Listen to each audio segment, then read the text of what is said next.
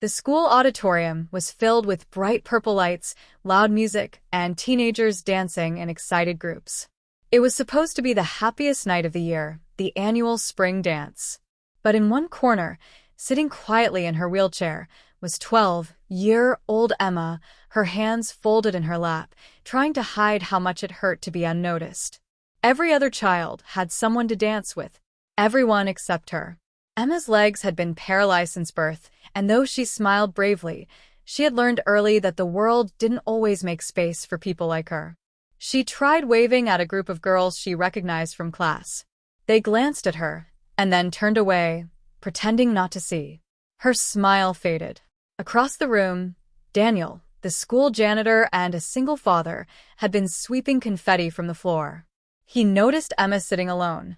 While everyone else was too busy with their friends, Daniel saw the sadness in her eyes. He walked over with a gentle smile. "Hey," he said softly. "No one should spend a dance alone." Emma looked up in surprise. "It's okay. I'm used to it." Daniel shook his head. "Not tonight." He extended his hand toward her, not with pity, but respect. Emma hesitated, then placed her small hand in his. As the music swelled, the janitor and the little girl began to dance, him standing, her spinning the wheels of her chair with joyful awkwardness. Slowly, children began to stare, but not with kindness. Some snickered, some whispered, and others simply looked confused. But Daniel didn't care, because in that moment, he wasn't just a janitor. He was the only person in that room who saw her as she deserved to be seen. What neither of them knew was that someone else was watching too, from the shadows at the back of the auditorium. A woman with perfect posture, a diamond watch, and eyes shining with something more powerful than Mon. Whispers, judgments, and a mother's shock.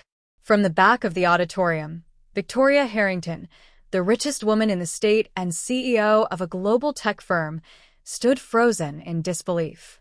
She had come unannounced, wanting to see how her daughter was fitting in at her new private school.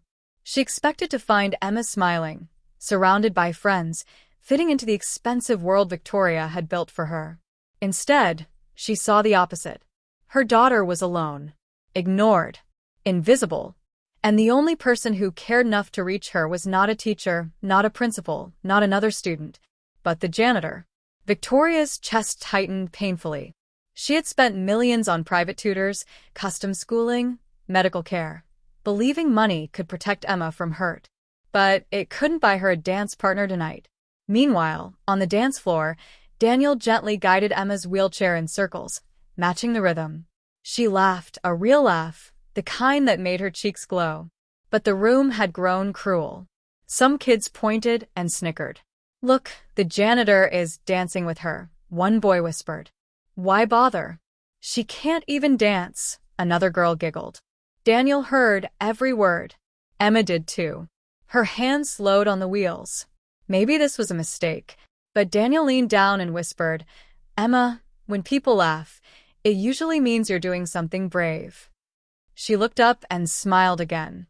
At that same moment, Victoria's emotions twisted: anger, sadness, shock. But something else too. Guilt. She realized she had built Emma a world full of wealth, yet no one taught her classmates how to be kind. No one taught them how to see her. And she herself had been too busy for school events, for classroom mornings, for small moments like this. Her eyes began to sting. Then something unexpected happened. The music changed. A spotlight swept across the room and landed directly on Daniel and Emma, making the scene impossible to ignore. Everyone turned to look. Now, the billionaire mother had a choice: walk away quietly, or step in and change everything. She took a deep breath and started walking toward the dance floor. A confrontation that stunned everyone. The music dimmed, and the spotlight followed Victoria as she crossed the dance floor. Conversations died, laughter faded, and suddenly the entire auditorium went silent. Students realized who she was: the billionaire on the magazine covers, the woman who donated new computers, the CEO whose name was engraved on the school's science wing. Daniel stopped dancing, unsure. Emma turned her head, confused. Victoria finally stood before them. One teacher hurried over, whispering anxiously, "Miss Harrington, I apologize. We didn't know you were attending." But Victoria lifted a hand, silencing her. Her eyes, however, were not on the staff. They were on Daniel. Every student held their breath, expecting the same thing. Powerful, wealthy parent scolds janitor for interfering. Daniel braced himself. He had been talked down to before, called just the janitor, told to stay in his lane. He kept his expression calm. "I'm sorry if I overstepped," he said quietly. But she looked like she needed someone. Victoria didn't answer immediately. Her throat tightened. Her voice came out softer than anyone expected. "No," she whispered. She needed someone brave enough to care. The crowd went still. Emma blinked in surprise. "Mom?" Victoria crouched to her daughter's level, touching her cheek with trembling fingers. "I didn't know," she said. "I didn't realize you were alone tonight." Emma tried to smile. "It's okay. People are just busy." Victoria closed her eyes, heartbreaking. Then she stood, her posture hardening, not with anger, but determination. Her voice rang across the auditorium. "What I saw tonight was a room full of children who forgot compassion. A few students looked at their shoes, embarrassed. And the only adult who lived it wasn't wearing a suit." She turned to Daniel. "What is your name?" "Daniel," he replied. She nodded slowly, looking at him with immense respect. "Thank you for giving my daughter what the school, and all of us, failed to give her tonight." A murmur swept through the room. Daniel gestured awkwardly. "Really, But Victoria wasn't finished. She stepped back, addressing the school administrators who were hovering nearby. "I would like to schedule a meeting with the board first thing in the morning." The principal stammered, "Of course, Ms. Harrington, may we ask why?" Victoria's gaze sharpened. "Because clearly," she said, "we need to teach this school something more important than math and science." She looked around at the staring students. "We need to teach them humanity." A ripple of shock passed through the gathered crowd. And then, she held her hand out toward Daniel and Emma. "May I join this dance?" The room gasped. Nobody had ever seen a billionaire mother ask permission from a janitor. But this night was just beginning to change everything. The dance that changed the room. The DJ, stunned like everyone else, didn't know what to do. Victoria gave him a small nod, and a soft, elegant instrumental song filled the auditorium. Victoria placed one hand on Emma's shoulder and the other gently on the wheelchair handle. Daniel stepped back, but Emma quickly grabbed his sleeve. "Don't go," she whispered. He smiled and stayed by her side.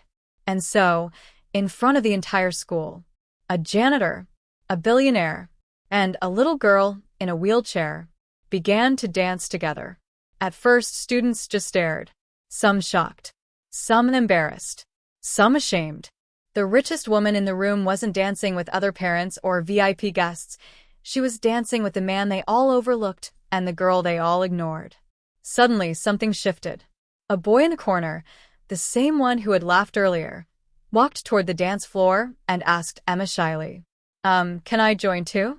Emma's mouth fell open. "Why, yes." Then another student joined. Then two more. Soon, a circle of kids was dancing around Emma in her wheelchair, cheering her as she spun herself with bright red cheeks and the biggest smile she had worn in years. The teachers wiped their eyes. Victoria leaned down to Daniel. "You know," she said softly, "I've had thousands of employees, and I've learned something." Daniel looked curious. "What's that?" "Titles mean nothing," she replied. "Hearts do." Daniel swallowed hard. "I just did what any parent would." Victoria shook her head gently. "No." Many parents would have looked away. You stepped forward. For a moment, neither of them spoke. They just watched Emma laugh with her new circle of friends. Then Daniel said something that hit her straight in the heart. "Money can change circumstances, but kindness changes lives." Victoria looked at him with new respect, real respect, not the polite nods she gave business leaders and politicians. She realized, for the first time in a very long time, she wasn't the most impressive person in the room. As the song ended, a loud cheer filled the auditorium. Emma raised her arms in excitement, her face gleaming with joy. And at that moment, Victoria made a decision, quietly, in her heart, but life-changing. Daniel's kindness would not end here. She was going to make sure the whole world heard what he did tonight. The morning after, a life-changing offer. The next morning, the school buzzed with whispers. Students who once ignored Emma were now greeting her in the halls. Teachers looked uncomfortable as they replayed the previous night in their minds. And Daniel, he was back to mopping the floors before the first bell rang, just like any other day. He didn't expect anything more. To him, last night wasn't heroic. It was simply what a decent person should do. But at 8:15 a.m., the school principal rushed in, followed by the board members, straightening ties, adjusting glasses, looking like they had been called into a meeting they weren't ready for. Behind them walked Victoria Harrington, dressed in a sharp business suit, but with a soft smile that wasn't there yesterday. Daniel stopped mopping, unsure if he should step aside. "Mr. Daniel?" Victoria said. He blinked. "Yes, ma'am." She stepped forward. "I spoke with the school board this morning," she announced, loud enough for everyone to hear. "I made a proposal, and they agreed." The principal swallowed nervously.